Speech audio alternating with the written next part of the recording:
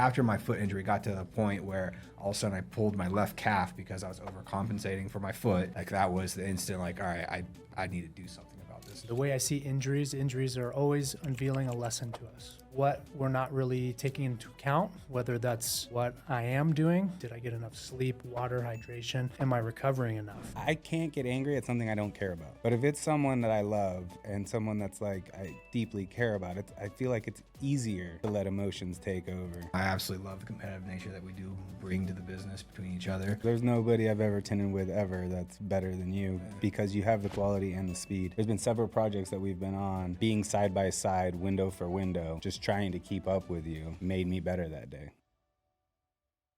What's up, everybody? Welcome to the Born to Tint podcast with the Miller Brothers. Excited to be here with my co-host and my brother, Josh. What's going on, everybody? Today we have some very special guests for you. We got a pair of brother entrepreneurs here in Vegas that we've known for a while. We got Max and Adam Javate with Align PT LV. We had a great conversation, our history playing baseball together as kids, preventative injury, how they've helped Ricky with PT get ready for his ultra, and currently helping my daughters and myself. Really fun conversation. Goes all the way back to the day of playing Little League Baseball in high school together. So check it out. Make sure you subscribe. Thank you. You were saying earlier that, because that was a question for me, how, like, physical therapy, like you getting drawn into, you said it was an injury. Mm-hmm. So what happened? So, I mean, it's funny because we're talking about like how we were growing up, and we all have these like dreams. And like, you could ask every kid who played baseball growing up, they're like, what are you going to do when you grow up? Be a Major League Baseball player, right? Mm-hmm. Without a shadow of a doubt, yeah. Right? Like, you don't care about what your grades are. You don't do anything. The only thing driving you every day hitting off the tee is, I'm going to make it there, right? So fast forward, we get some skills. We're doing pretty good in high school. I go to this recruitment camp at University of Arizona, and I was warming up in the cages to go hit on the main field for recruiting and all the people that wanted you to be there and hit. And then I end up tweaking my wrist on a pitch, and kind of just, it was hurting me for a while, and then I just tweaked it, and then all of a sudden, like, I just felt like this pop here, and I couldn't turn my hand over.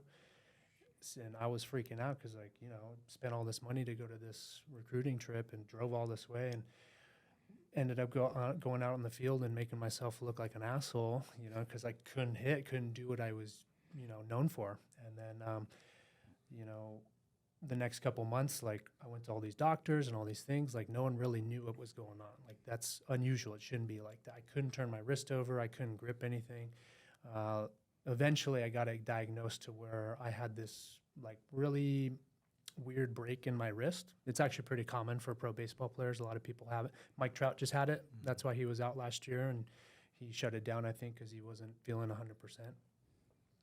100%. But I ended up getting nerve damage after the first surgery.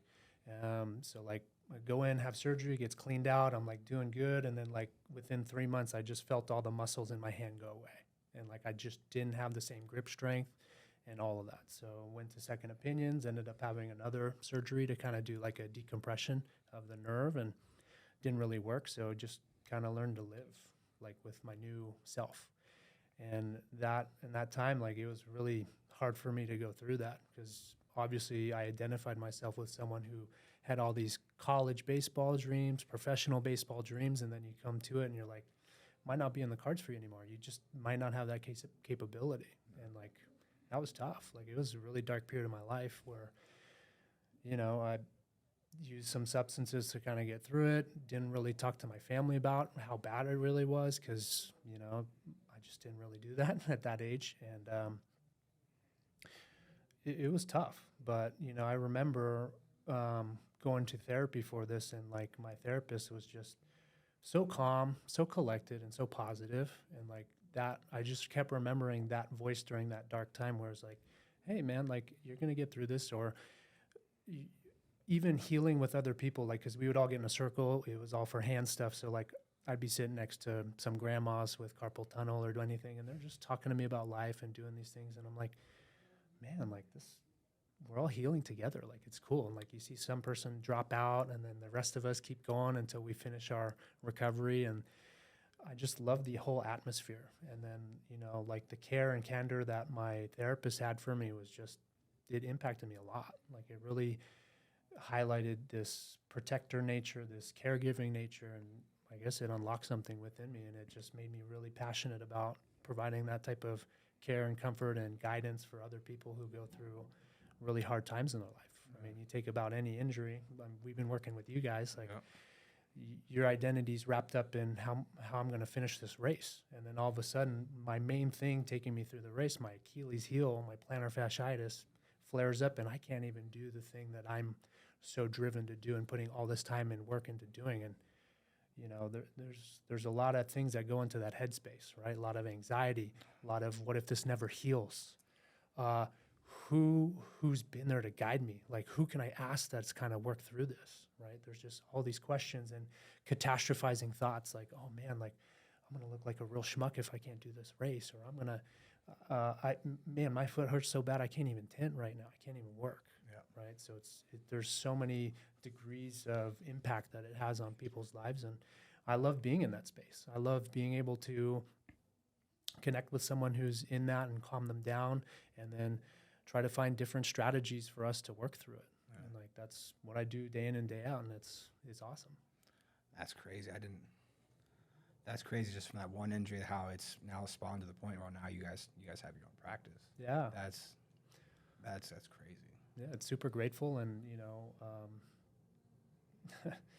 I think 10 years ago when I first was going to school, I was like, man, I want to have my own practice. Like, I want to do my own thing. And then as I started refining skills and doing that, it was like, no, like I have to do it better, because nobody's really taking that same attention. Nobody's really like seeing it from this like spiritual side of like, oh man, like what's your experience going through that? And it's really challenging to kind of nail that and really be very receptive to meeting people there, because it's hard. It makes your day hard, right? Yeah. So if you're backed up and you get some hard people, like it's hard to access that. But I just remember what I went through and how much I would have just given anything for some guidance and someone to help me through that. And that's what makes me dig deep every day to get through that. Oh, and then in my eyes, I've seen you guys both. I know Max, we've worked on my foot, but I've also seen you while you're working. You can see it. You can 100% how much you guys care, and actually how much you're putting into it. The attention to detail, how you're addressing your client. You can most definitely see it, and it makes sense now. Just hearing that little bit of background story of what kind of flared it to get to this point. Like, you can definitely see your attention to detail when it comes to every aspect of what you're doing. I mean, I personally have not worked with you yet, but I can see with you working with your clients. I can absolutely see it. For you, what got you into it? Was it because of him? You know, being the younger brother, like I can't lie that, you know, having the older brother there, whether it was a certain band you listened to growing up or a certain movie or TV show, like I can't lie, like being the younger brother probably influenced quite a bit by what Big Bro does. I think for me, a turning point was in college, right? Because I just wanted to play baseball. My dream was just to play college baseball somewhere, wherever it was, whether it was here in Vegas or California or wherever, and then come back to Vegas and then maybe like get into the fire academy or something. I didn't really have a set plan. But we went to the same school in California, junior college. When I was playing, Adam was still trying to play, and he was working and stuff, but we took this biology class together that I just needed to just to fulfill for my degree. Just a science class. I didn't even like it in high school. And it's actually, I guess fitting, this story is fitting for like this podcast, and like we're brothers, you guys are brothers, and we're all in a business. Is we took this biology class together, and we actually got like competitive about it. And we would study together, and we would be like, oh, you got this on your, you know, I got a better grade than you, ha, ha, ha. Or like it would go back and forth, right? And I guess just thinking about it now, it's kind of been a theme growing up, because we're only 11 months apart. And even in high school, after Adam, he was coming back from his injury, which was his junior year of high school. My junior year of high school was the next year, and we just so happened to have a batting cage in our backyard, and we played two different positions. So I was a pitcher, Adam was an outfielder, And in that fall before his senior year, I didn't need to take batting practice because I was what the kids call nowadays a PO, pitcher only. And That's a new term. that's what the young kids call it nowadays. So I would just throw in batting practice like 3 or 4 days a week. And when it's freezing cold outside, November, December, the winter's out here, and I'll just be throwing batting practice, and then every now and then I would like zing one by him, because I can't just full on throw 100 pitches at him. I had to just like throw BP. I'd zing one at him, and then get it by him. And again, little brother trying to get one over on big brother, and then he'd start tagging me, and then I'd put a little bit more, and then he'd tag me more, and until we were just going at it for like an hour. Our neighbors hated it. For an hour. We tried to be respectful about the time, but we'd be going at it. Just you remember, take you back to a batting cage, just like the ding, the ding, the ding, and looking back at it now, man, that made us so much better when we were just being competitive. And he ended up being like all state his senior year. I'm kind of salty about it. I never got any recognition my junior year or my senior year, but we'll close the yearbook for now. But yeah, looking back at it, us competing in that setting, that made us better for high school baseball. But if I can relate it back to that biology class that we took, we would just compete with each other. And like I told you, I didn't even like science in high school. All of a sudden, I'm thinking about, man, this is the spring semester too. So I'm thinking maybe I should go to medical school. Maybe I should do it because I'm actually finding myself capable of understanding these things. And baseball definitely helped because, you got to train for it. If you're waking up and running laps because that's going to help your endurance to go into the later innings or strength and conditioning or whatever, you got to work for it. And that side of things, I was fortunate enough to play all 4 years of college.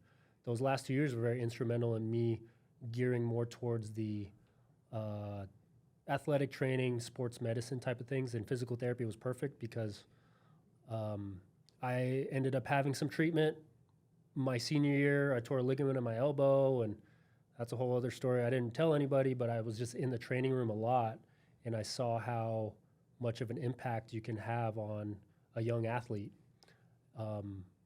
Just looking you in the eyes and saying, hey, man, we're going to get through this together. And I guess physical therapy was in my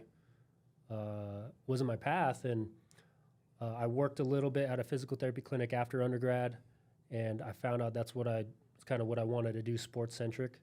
And now I'm very grateful for it because I'm actually somewhat of like an introverted personality, but a lot of people, patients, clients that I talk to, they're kind of surprised by that because it just something about it brings this other side of me out. It's still like my authentic self, but it just brings a lot out of me. And once you get a taste of that, even before I went to grad school, you get a taste of that, it's like something you just want more and more every single day. So that's what got me into it initially, was the baseball, but then what's keeping me into it, keeping me like just very eager every single day and just to want to show up for every single person that comes to our door, whether it's you guys or whether it's your daughters or whether it's some new person that I just met that day. It keeps me going, keeps me eager, so that way we can go on that journey together to, I guess, get people better. Now, beyond the therapy part to get someone better, preventative stuff, it seems like, obviously, back when we were playing, it wasn't, it probably was more relevant than I could imagine. I just probably wasn't in the headspace of realizing how important training in that aspect is, but I feel like training's gotten a little bit more advanced when it comes down to it. Like things that you were having me do with my foot and explaining to me how to, we're hurt here, we need to build up everything else around it. How important would you say preventative care is, or at least it's gotten to the point now to where how important would you rank that when it comes to if you are doing something, like for me, like I'm doing ultra running and stuff like that. Like I know I'm going to be coming in soon to coming up with an actual game plan for training for this ultra marathon, just because like I was the person to begin with that I saw a hilarious meme on Instagram, like the things that like runners do, and then like it got to stretching and it like just pretty much laughed it off. And it's unfortunately I was that person. I've definitely gotten way better, but it was just me. I just get up and go. I'm like, oh, I'm good. until obviously this foot injury bit me in the ass last year. And then you, thankfully, were able to get me back into the fight and got me into enough to where I was actually able to get enough training in and get after that race. And now I look at it like I want to do everything possible to where I want to train. I want to keep doing the same things, not because I'm injured though, because I want to prevent that injury from happening. So like, how important would you say what you guys do for preventative injuries? Do you get a lot of customers that are coming in for that, or? Yeah. So, we do get a lot of customers who have already kind of bought into the notion this isn't their first time around. Like, I need to get every edge that I can to keep me doing what I do. And the way I see injuries are always unveiling a lesson to us of what we're not really taking into account, whether that's what I am doing, maybe that's too much of it, maybe it's the surface I'm doing, maybe it's the intensity, the volume, did I get enough sleep, water, hydration? And then on the other end is like, am I recovering enough? Am I doing enough things that are going to help my body heal from what I'm asking the demands to go through? So like usually if it's someone's first injury, they don't have a lot of respect for going through the recovery aspect, just like how you said, right? It's like you maxed out your potential at one level until your body broke. Yeah. And then that shook you so hard, you're like, I will never forget this lesson because I never want to be here again. So now I need to find the right person that's going to show me this program, basically hack, what I need to do to keep myself from running into that same problem. And, a lot of what we do is focusing on the recovery, focusing on all those other aspects that I just mentioned, like, taking time to talk to you about how your sleep is going, taking the time to talk to you about how much volume, like how much running are you doing? Yeah. When's the last time you changed your shoes out? And like, what are you doing afterwards? Is it flaring up before, during?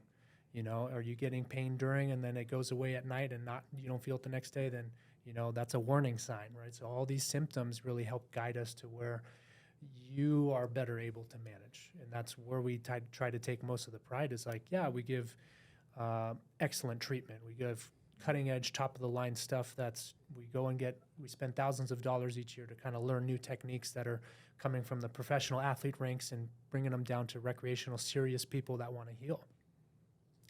But all that doesn't matter if you're just coming to me to fix what you're doing and not taking the responsibility of like maintaining these different areas that could be contributing to it too. Oh no, absolutely. That was the one thing like that. This past race that I did, it's the first time, it's my third 100-mile race. So, but it's the first time where I was in, like, when you get past, like in my eyes, past mile 50, you're in a mental fight now. You're gonna hit some lows, Yep. you're gonna hit some highs, and then you just kind of figure it out as you go along. Try and just listen to your body and kind of just go along with it. This is the first time where I've been able to actually change my form or actually think about, all right, hold on, I want to engage my glutes more. I want to engage my core more. I'll offload some of this pressure somewhere else to where I can let this one part of my body heal because of what Max put me through. This is the first time I've been able to like actually pull that off in my eyes, because to where it's like, oh, let me just adjust how I'm running right now, and all of a sudden I feel like, all right, I've offloaded into my core. I'm letting this part of my legs rest right now.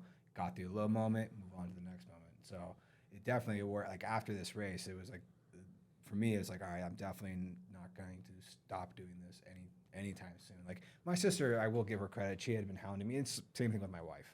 My wife had been hounding me to call Max, like, just like, why don't you hit him up? And especially my sister, like, why don't you call Max? And like after my foot injury got to the point where all of a sudden I pulled my left calf because I was overcompensating for my foot. Mm-hmm. Like that was the instant, like, all right, I need to do something about this now, which I probably should have did something about it weeks prior when I first initially feeling the onset of that pain itself.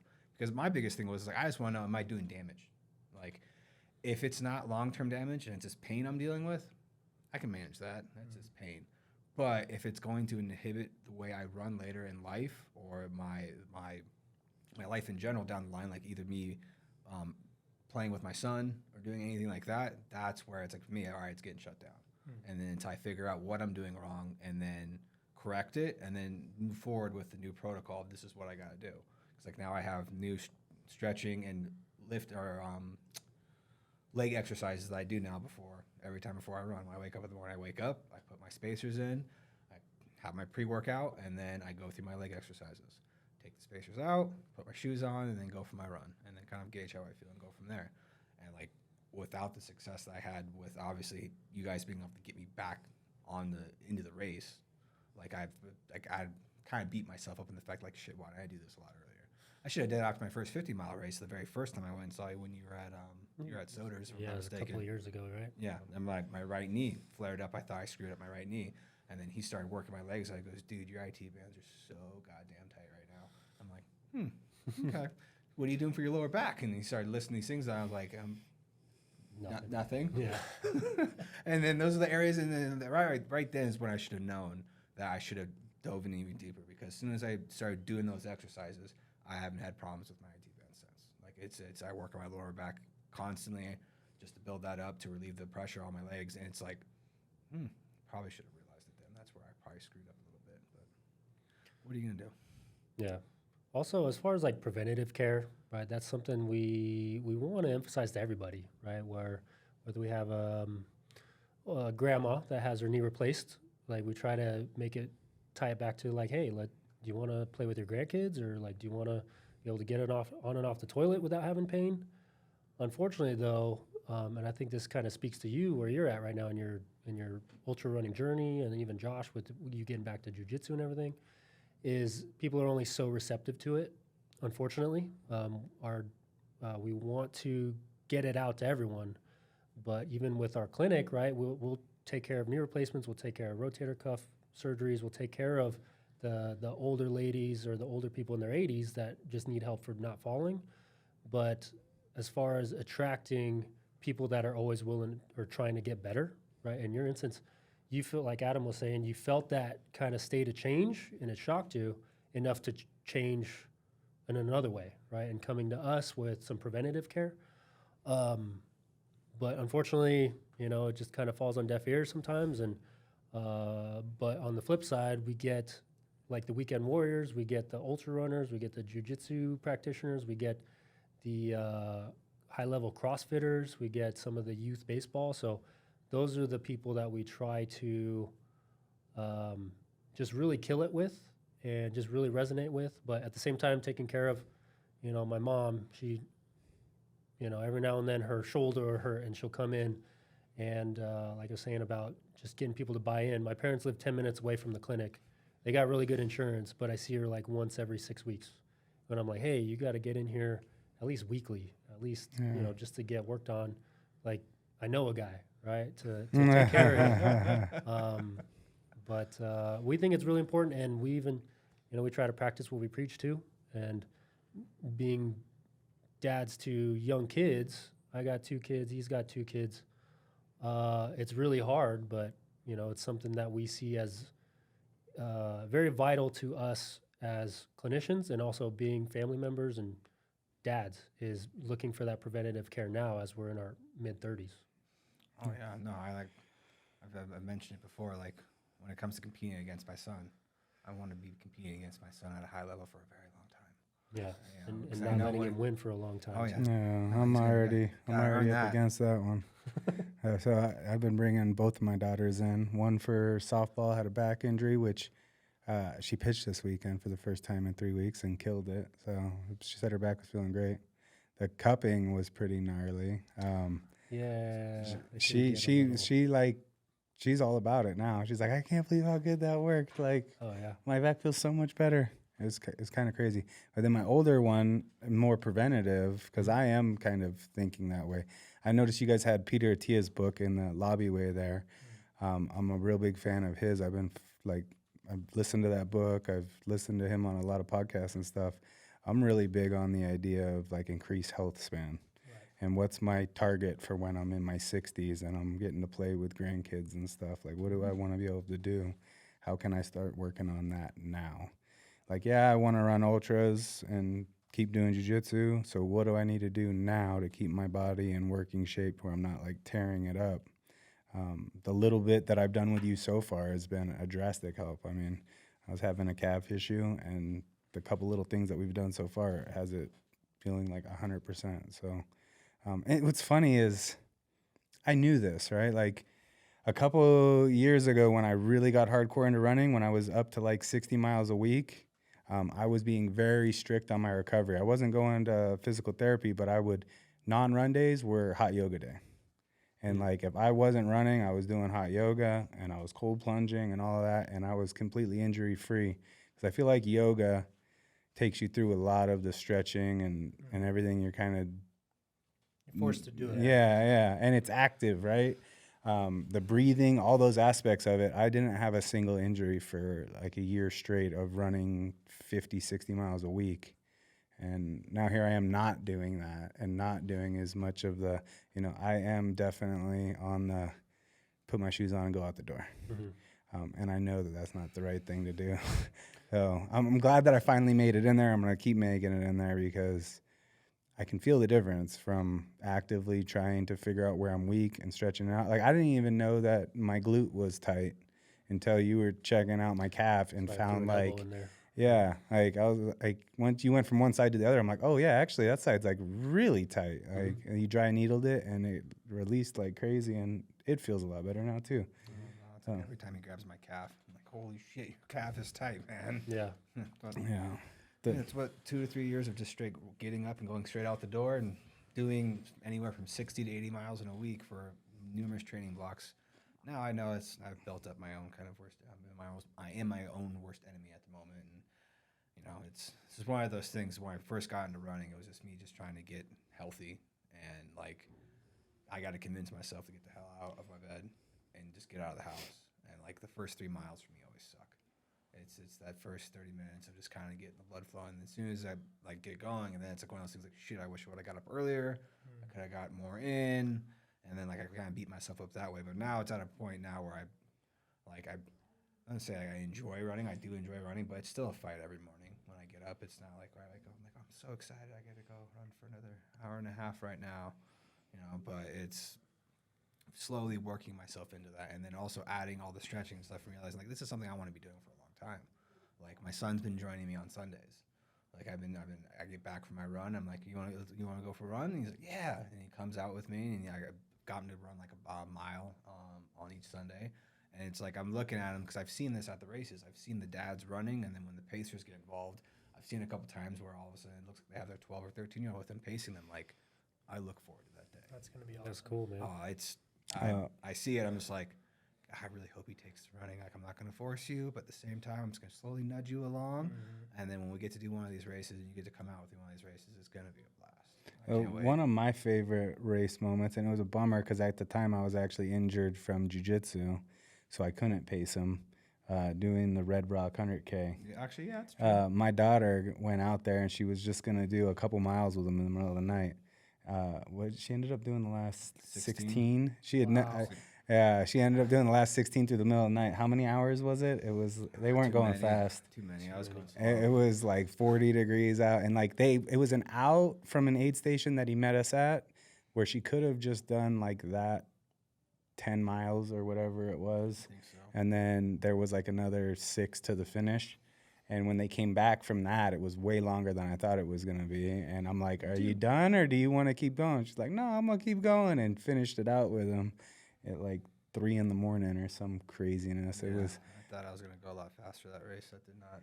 It was not in the cards. But we finished the race. So Yeah, that was cool to see her go out and do that because she had never gone anywhere near that far before, and she was all about it. So you were mentioning the competitive nature of you two. So when you guys opened up, like, how is it working with each other? Because I know that me and him, we'll go back and forth every once in a while, but at the same time, I absolutely love the competitive nature that we do bring to the business between each other, even when it comes to our competitions and stuff. But like, how do you guys manage working together? I mean, of course, like our relationships built off competition. I mean, being that close in age, we've really brought the best out of each other, pushing each other in those ways. And I mean, I've known this guy for 35 years, so I know exactly what to do to get under his skin, to either piss him off or light a fire under his ass, right? I think what the interesting part now, full circle, now we're both professionals. We just opened up a practice together in a partnership. I think exploring the communication has been the biggest help for us. And I'm not saying we're perfect. We're working on this every single day, every single week. But being able to communicate first, okay, what's our mission, right? Where are we headed? Where's our vector pointed? What kind of arrows are we pointing? And then, okay, how can we align ourselves to get to that point? Because I like to meet ourselves up here, because if we're just down here, we're just fighting for recognition. We're fighting for credit. We're fighting for all this, the things that don't really matter for the business, right? And, you know, having skill sets that are very similar is a challenge too, because then it's like, oh, well, who's actually better for this part, or who's actually better for this part?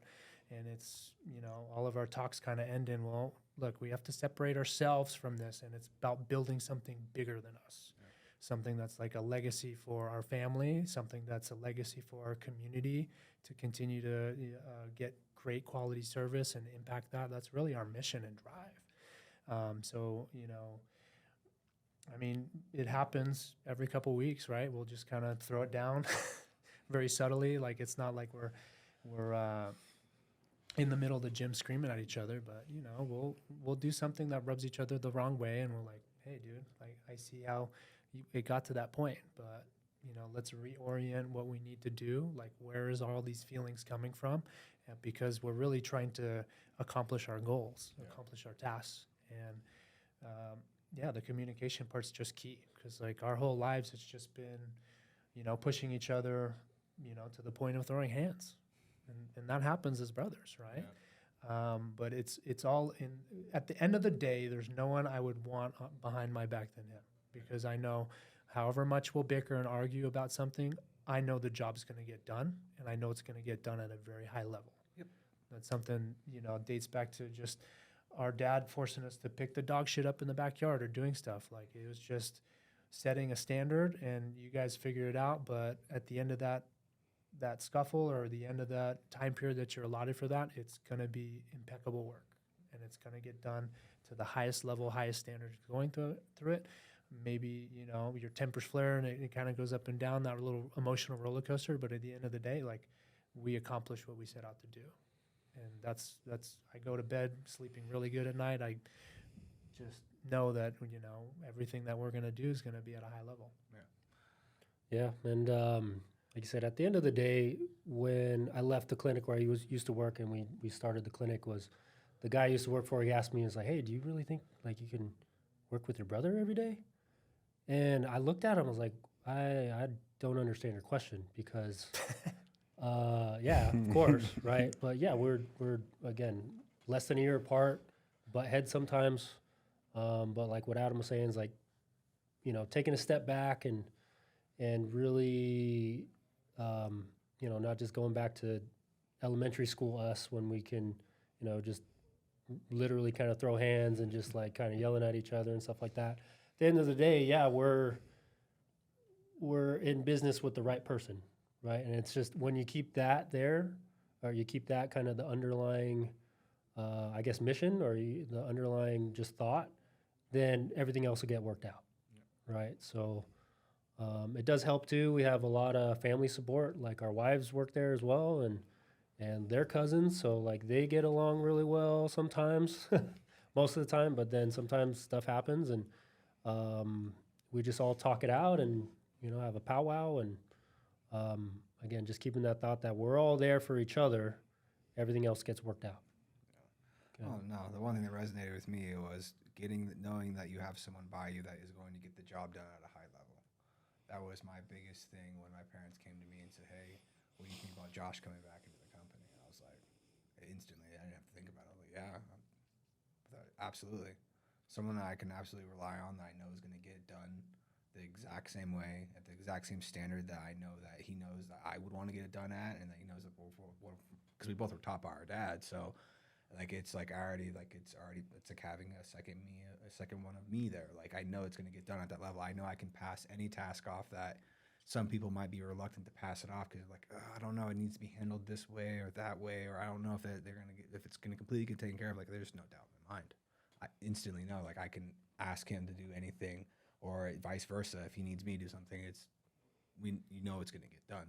Like, have that, like, to hear that, like, that's awesome. And the communication, communication's key. Oh yeah, everything. I think the biggest breakthrough we've made in the last couple years has been a shared vocabulary. Both being into like Jocko and like reading these books on leadership and being able to have a shared vocabulary on leadership and what direction are we going and curbing our own egos.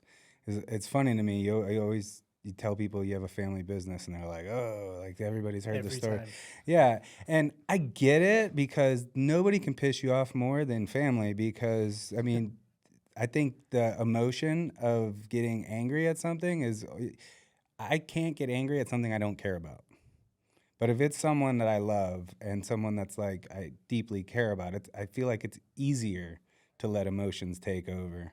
So maturing, getting older, getting better at communicating and recognizing that, like, at the end of the day, if you have a better idea than me at getting something done and it's truly going to be what's the best solution, cool, let's do it.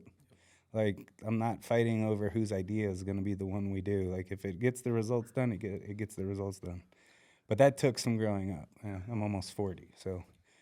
The best fights are too. By the time we get done getting at each other and come to the conclusion of it, it's like we were talking about the same thing, and like we were already agreeing with each other. It's just how we were presenting it to each other.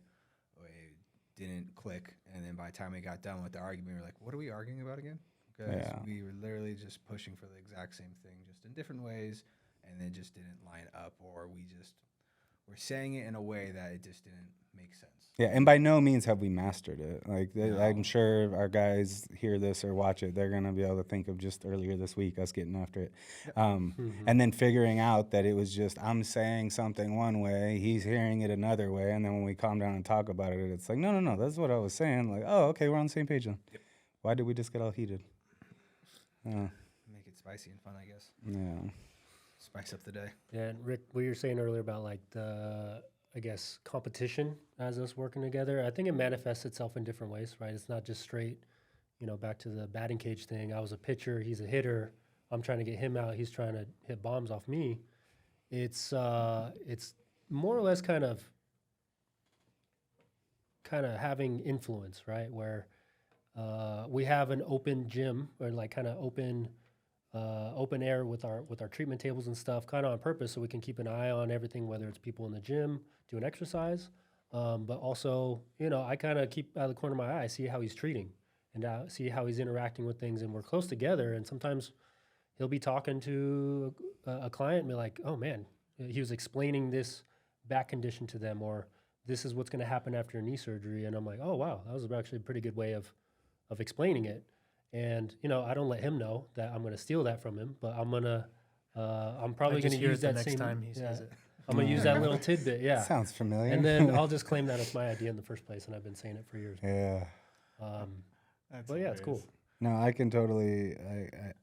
That happens all the time. Like, I've been doing this a long time, and I feel like I'm pretty good at it. But I come across stuff where I'll be like, "Hey, how would you handle this?" And I know that he's gonna give me something that, like, okay, yeah, actually, I'm gonna do it that way. Like, and I think you've come to me for stuff before too. And just recently, that skylight job. Yeah. Like, That job sucked. yeah, it sucked bad, but luckily we both had ideas for it, and mine didn't quite work, but we were able to make something in between the two of them. So No, yeah, always having the person to bounce things off of. Like, I would say, for me, in installing wise, I'm really good at being an efficient installer. I try to cut out as many steps as humanly possible because I want to get the job done fast, but without cutting out quality. He's not so much on the efficient side, but his quality, I will say, be careful about how you say this because it's on video. That's the reason why I'm thinking about how I'm going to say this.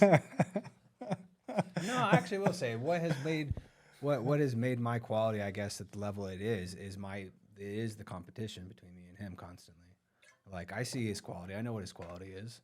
Like, he's like my dad. My dad he slow as a goddamn snail, but his quality was top notch. And like, I strive to have, or like I strive to have as good quality as my dad and as him my entire career. So that's always what I've been chasing is his quality.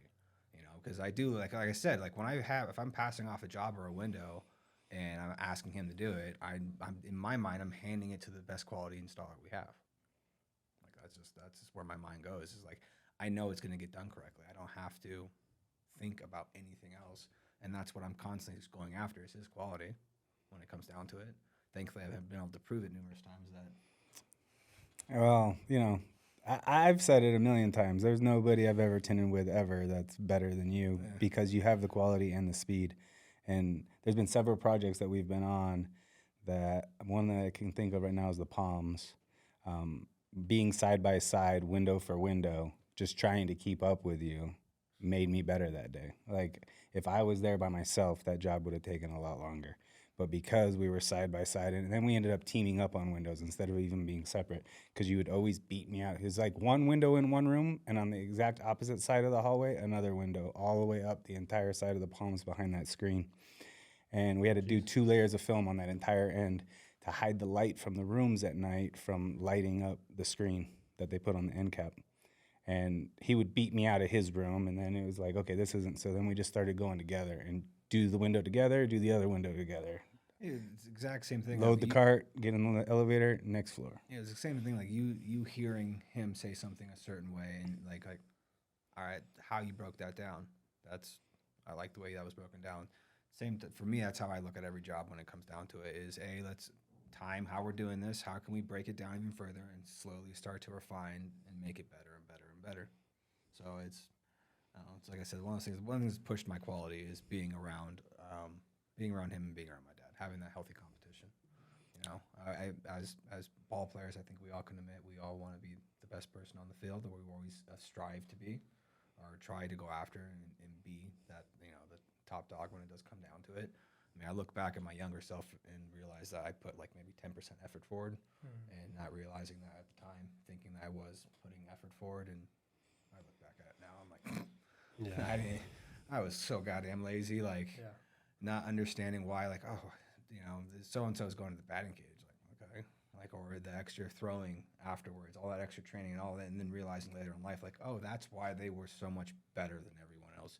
Yes, they were probably a little more talented too, but at the same time, they bought in and they started going after it hard, and they put the extra time into everything. Like, to me, I beat myself up in the fact that I didn't start talking to you earlier about just rehabbing and preventative care in general, especially because I know, like, ultra running is just a race to see how fast I can destroy my body when it comes down to it. Like, Pretty much. yeah, it's when it comes, like, the feeling or what I chase now in my races. Of course, I'm chasing my times. I want to keep improving my times every race I go into. But at the same time, like, the feeling that I get at the end of a race, I can't duplicate unless I go run 100 miles. And it's hard to explain. He's gotten close to it now, getting to the 66 miles. It's like the peaks and valleys of going through that race. And then when you finally finish it, it's like, that's what I was chasing. That's my reward. That's my trophy. I mean, I take that from Goggins when he did his first 100-miler, the San Diego one day, where he did a sub 24-hour 100-mile race. Like, his trophy was, in his mind, the pain and the agony he was in. Like, I didn't understand it until I finally did one and realized, like, all right, I get it. Like, this is like, it's an unfortunate when it comes down to almost addiction, chasing to get back to that feeling again of, let me accomplish this race. But also, for me, it's also the build up to it too. But I beat myself up for not getting into the preventative stuff beforehand, getting into the fact that, like, I don't think I've done anything permanent to my toe, but obviously now my toe looks a little different now. It's a little bent, but, you know, I know I've seen it. It's not in any pain. I've seen it, but I've already now showed Max. He's already starting to show me things to start, like, all right, we need to start working on this area and this area. And, like, in my eyes, as long as everything stays the way it is, I'm good. I don't care. I just don't want to get injured more, because I don't want to take away from my running when it comes down to it. Because that bleeds into everything else, into my life and my businesses. You know, it makes me a better businessman, makes me a better person in general. So I love how you framed that, because, you know, your trophy was the act of going through the race. And then, you know, and I see that a lot with, you know, we talk a lot because we just started, we're like 15, 16 months into our business. And it's like, look, man, all this discomfort is all at the front, but, like, this is what we're going to be wanting to get back. Once we're all grooving and too busy to talk about anything, it's all about the start, right? And it's all about the hard stuff we have to go together. It's like, oh man, like, how do we get people in here? oh, well, now we have too many people in here. How do we make it more efficient for all these people to still feel like they're getting, the service that we're out there marketing and doing all that stuff? And, how are we navigating these ego head bashes that we're going into? How are we doing? Like, I'm just sitting here with like just joy going through it. And then with my best friend right here, it's like, who else would you want to go through that with? Yeah. And plus, like, family business, our kids are involved. Our kids are a little young, but they're still observing us. Like, my kids are always like, Dad, do you have work today? Can I come see you work? Can I come be with you? And I'm like, you would last like 10 minutes, but yeah, you can come. That's the best feeling in the world. Thankfully, Luca has dove into the fact that he loved anytime I can bring him to work.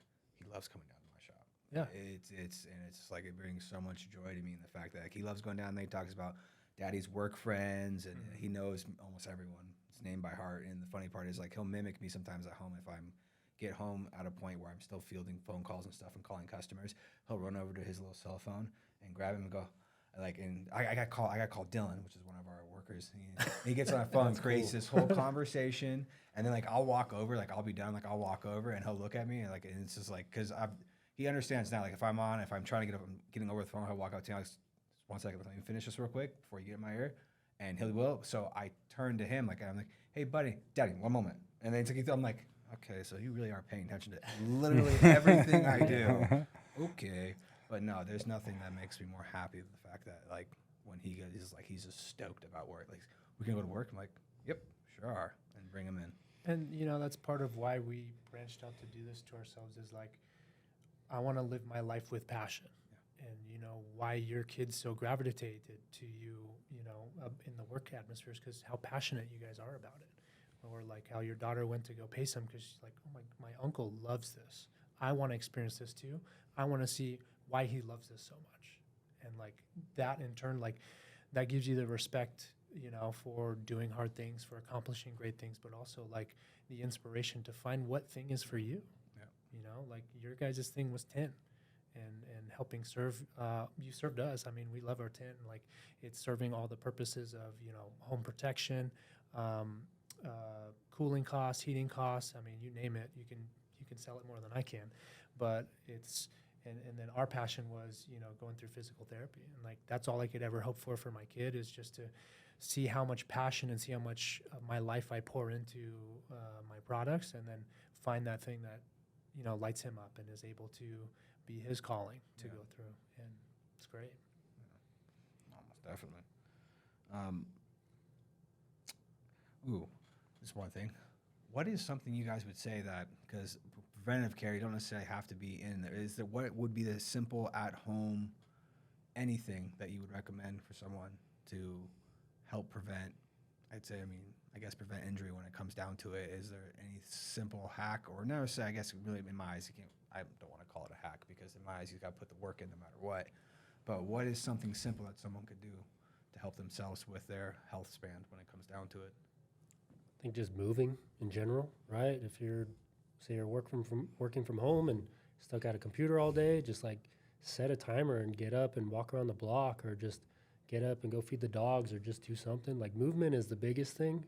And then there's a million different ways you can get into like what's optimal for this person and what's that person. But I think just moving, and that can, like I said, it can be a walk, it could be foam rolling, it could be stretching, it could be throwing on a 10-minute YouTube yoga flow or something. Right? So we just got like a little tour of Panita's offices upstairs, and I noticed that of all the desks up there, there was somebody who had a standing desk. So doing something like that's a good idea. I think it's relative to everybody, yeah. right? If that's something that, if you're really stuck at your desk all the time, and I know we have to do documentation and stuff, and when I'm sitting at the computer for like 30, 40 minutes, I get up, my calf's tight, my low back's tight, so I can only imagine someone that is sitting down all day. If they're really stuck to that, then it's worth a shot to try it out. Wouldn't hurt. Yeah, that question's so individualized, and it's Yeah. I realized actually while I was asking, I was like, it's probably a very broad question because it is going to depend on from person to person of what they're trying to get from it. But if anything, I would say obviously add stretching to that. Stretching, obviously, something that I need Well, this to might personally go. work on. This might go along the lines of those because I had one that I wrote down that if you could wave a magic wand and tomorrow, like everybody would have this piece of knowledge in their head about how important XYZ is for their health span, longevity in general, what would that be? Like certain, you mean like certain amount of how long you working out for? A Like certain for amount people of to time? focus on, like how important is sleep, nutrition, staying mobile? Like, what's their one thing that most people aren't aware of that if they knew it tomorrow, they might actually take action on it that would make a big difference? What I would say is inventory and accountability. Okay. So I think people have a big gap on how they see themselves in terms of fitness and health, and then how they actually show up. And then the accountability piece is like, well, basically everybody we talk to and first start meeting, it's like, oh, I know I should be doing this. I know I should be doing that, but I'm not doing it. And so like that accountability is just you breaking promises to you. Yeah. And that's, you know, not helping you become a best version of you in whatever you're trying to grow into. Right. So, I mean, I'm staying really vague here because that makes sense, very though. individualized. But what I would say is what I coach every single person that comes through the door is mindset. It's, okay, this is you now. Where do we want to be? That person that's out here that's got the goals you want, what do they do differently? Why Yeah. do they have all those? Right. Yeah. And that's taking the inventory of like, oh, well, you know, like I can't touch my toes. I can't rotate, so I can't hit the golf ball, 300 yards. Well, we got to start with improving your rotation here and building a little strength there. Like the methods will unveil themselves as long as we know where we're orienting and trying to get to. Yeah. So like, taking in that roadmap and then having the accountability piece is like, dude, don't break your promise. Like you need to get your ass up and do your stretches before, because it's going to keep you out of pain after you run. And it's going to keep more consecutive days. And like, imagine the type of runner you'd be if you're able to have 30 more miles a week, in a pain-free, because you're doing 10 minutes beforehand to do that. I love that answer because it kind of applies to everything I just said, whether it's nutrition, sleep, Right. or strength training. Most people know what they're not doing, and they're Yep. just not doing it. And then they don't want to hear it, right? Yeah. So I'll give you another example. It's like I'll get, a couple cases a day if someone comes in with like a bad knee or a bad hip. They're like, man, I just don't know. I'm like, the last time you stepped on a scale? Like, I don't want to be mean, but like Yeah. that's putting Dude, that's putting 10 times more pressure through that knee. And like, dude, like your frame was not designed to handle that much load, and you're overloading it. It doesn't matter what exercise I give you, doesn't matter how much I massage your leg and stretch it out. It's not going to take what's beating its ass all day, and that's the weight. Yeah. Right? So that encompasses like some nutrition. It's just an area of your life you're not really putting a lot of focus and attention on, and it's wreaking havoc on you. It's the small incremental changes in numerous areas that are going to build up and get you to where you want to go to. Totally. Like I said, my big thing for running was just getting out and just doing something. That for me, I love food. I love eating. So my big thing was I started to get into the running for the fact that like, oh, I just ran 10 miles. There we go. I can eat what I want type thing. And then it slowly evolved into the fact like, all right, I want to, like, weight was already coming off because of it. And then it's like, all right, I actually want to start improving my times. And then it's like, all right, now I got to start paying attention to what I eat. And now I'm actually pretty meticulous of how I eat and how I go after it, especially when it comes even to, like, for training for me, is it's almost like I don't have to be in a training block, but having a race to get to always helps me. Like I had, like, knowing that my end goal's over here, this is when I'm going to get to this race. The only way I can get to this race, I have to be consistent. I have to be training constantly. And the only way I can get my training is, if I'm doing the stuff that'll keep me training. So now the preventative care of the stretching and also attacking the certain muscle groups that, like, the non-sexy lifts when it comes down to it, not just doing, because I was definitely part of the group of people that was like, oh, I'm going to do my chest and tries, back and buys. That helps your race, right? Yeah. Which I've come to find out, not at all when it does come down to it. So, but actually being a lot more specific now and just slowly increasing, each one of those things a little bit each day, and then that compounds to where when I finally get the race day, I've done all those things. I've stayed consistent like I get to reap the benefits of it that day when it comes down to it. And then even when it comes to like even going through the race and then after the race, the recovery, my recovery from my 100-mile races has changed dramatically from the first one I did, where I'm pretty sure it took me like almost 2 weeks to recover to the point where I was moving semi-normal again, to like the second one, it wasn't too bad. And that one actually, it was my Tahoe race. That one I took, I mean, not that I don't take any of my races seriously. Like I knew what kind of vertical I was going to have to climb and the altitudes I was going to be at. So like, I think 6 weeks out from race day, I stopped drinking. I cut out all the bullshit food, and I really honed in. And it's like I almost feel like I almost went a little too far to where it's like I took a little bit of joy out of life when it came to that. So it's like, all right, so my But you're doing something super extreme. So like, yeah, but you have to have that extreme Yeah. attitude to get something done extreme. Oh no, absolutely. And but like even with my third one, I found the middle ground of like what's acceptable in my eyes if I'm going to have, say, like even if I had a week of training, like it's the weekend, I'm relaxing, I'm gonna sit down and have a cocktail with my wife. I'm gonna have a drink, and like one drink's not gonna kill me. My mindset beforehand, I felt like I can't drink. And it's like, all right, so now it's kind of taken away like that kind of sit down, relax time, maybe have a glass of wine with dinner. And then, so it's like, all right, I'm getting a little too extreme. Okay, back off a little bit. And even with the third race, I was able to dial in my nutrition even more and find out like where I need to be to where like what proteins I'm taking in, and also introducing carbs back in. Because my second one, I went really heavy carnivore. Well, carnivore-ish, low carbs, extremely low carbs. And it worked good, but again, at the same time, taking kind of the joy out of life when it comes to most of all foods that taste delicious are Not carnivore. yeah. I don't know. Ribeye is pretty Well, good. yeah, ribeyes are delicious, but finding that nice balance of introducing a nice amount of and also too though I thought I was hurting my recovery though, because I think I needed a little bit of carbs in with, especially with the training weeks I was putting in. I'm putting in 80 plus miles a week. Like I just needed to have the discipline of if I'm gonna have that carb, I just need to fight the craving. Like I'm definitely the type of person, if I have a carb, like my body's like, let's go have some more. So yeah, like I'm not the person who can eat a potato chip and be like, oh, I'm just gonna eat one potato chip. That bag's gonna be goddamn devoured almost instantly. Yeah, But, same. yeah, but no, That's my big downfall. you know, but after the third race, it definitely has come to the whole training aspect. I'm looking forward to seeing how I feel after this fourth one, because beyond the training that I've kind of gotten honed in, now adding the preventative stuff with it and all the extra little nuances of the stretching and going after certain muscle groups that I would never have thought of before in my life, just because it seems like it's a pointless motion, but then feeling the difference actually in the race and while training, it's like, no, that's making a huge goddamn improvement in what I'm doing, you know, like just all the way through the end when it comes down to it. So What's crazy to me is even for myself, I just recently finally got in there because one of my kids got injured to the point that I'm like, all right, we got to get in there. But I've been wanting to get my older daughter and myself in just for more preventative, and I was dealing with something.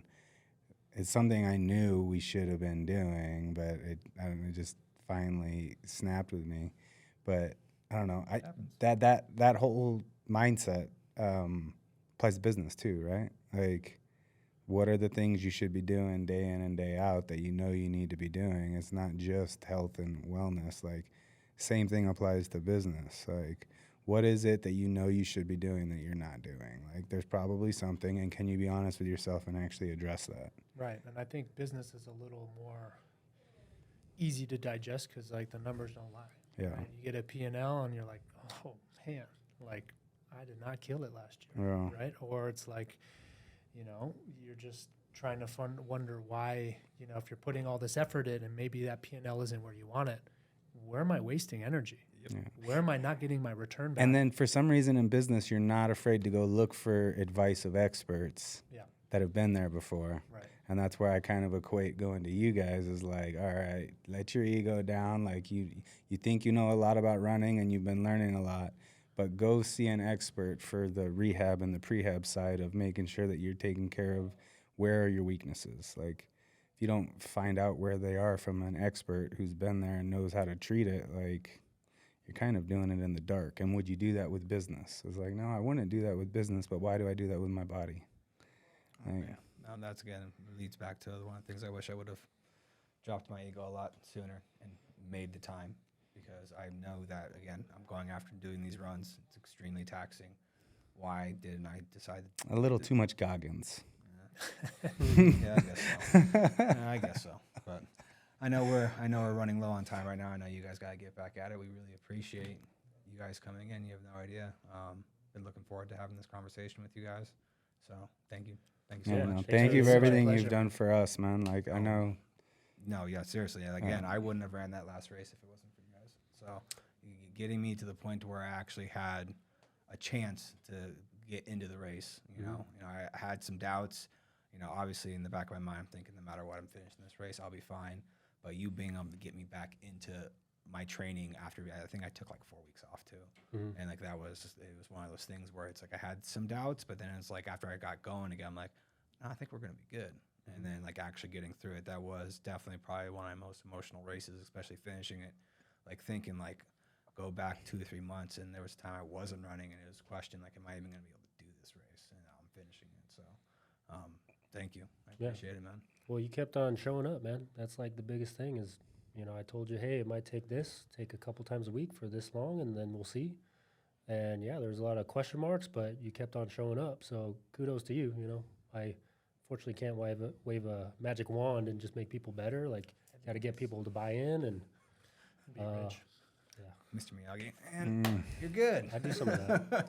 I do So- some of that too. So how can people find you, get in contact with you? Where's the best place to find you guys? I mean, we're a brick and mortar business, so we can call in the main office line is probably easiest to get an appointments. We're active on Instagram for social media at AlignPTLV, and then we're here to serve the community. And guys, we appreciate it. Guys, you know how this works. Thanks for following along. Subscribe, leave a review, share, comment.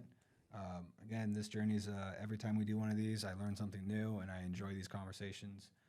Hoping you guys are being able to pull something out of it.